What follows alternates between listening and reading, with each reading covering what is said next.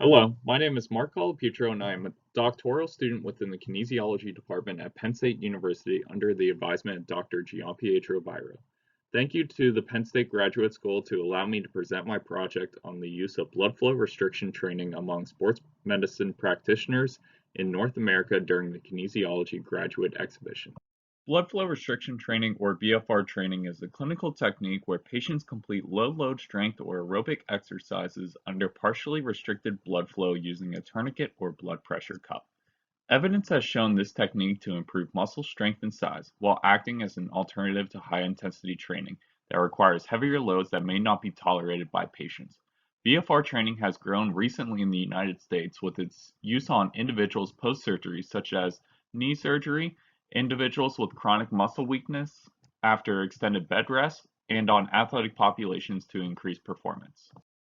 To understand the use of BFR training clinically, an exploratory study was completed by surveying medical professionals in multiple continents on how they implement BFR training in their respective settings. High variability was identified with treatment parameters, and wide range of side effects were reported.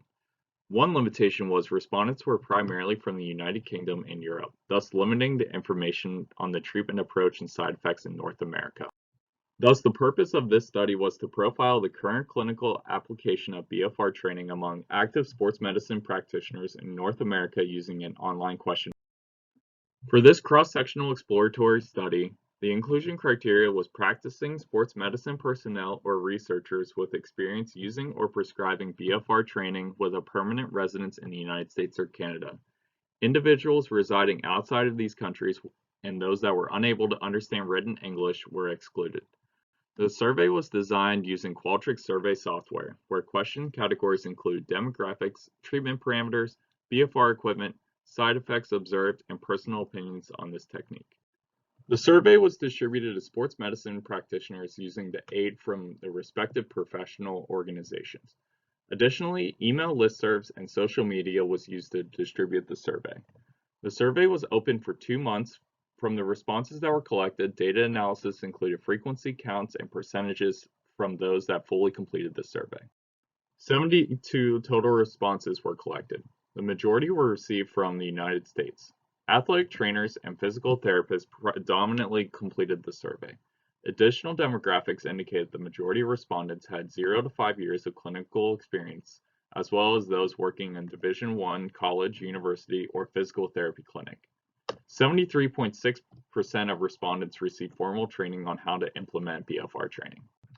For BFR equipment, majority of respondents selected automatic inflated cuffs, as the picture in the bottom left provides an example. Other models included Katsu air bands and pressure bands. The respondents primarily used BFR training on injured population and those following surgery, while 10% used BFR training on healthy individuals for the use of performance enhancement. The table in the bottom right displays the frequency, duration, and type of exercise paired with BFR. The most common frequencies were 1 to 2 days and 3 to 4 days per week, while the typical duration of treatment was 11 to 15 minutes. 65% of respondents utilized resistance exercises with BFR, while 31% have used BFR with aerobic exercise.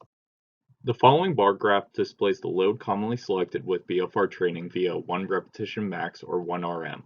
Approximately 28% of respondents used loads at 21 to 30% of 1 RM, which is classified as low load when compared to high intensity training. Interestingly, 25% of respondents do not use 1 RM.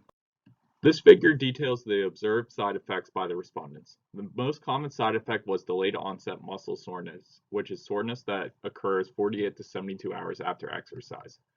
The other common side effects were stopping treatment due to pain and numbness. The listed side effects are generally mild in nature.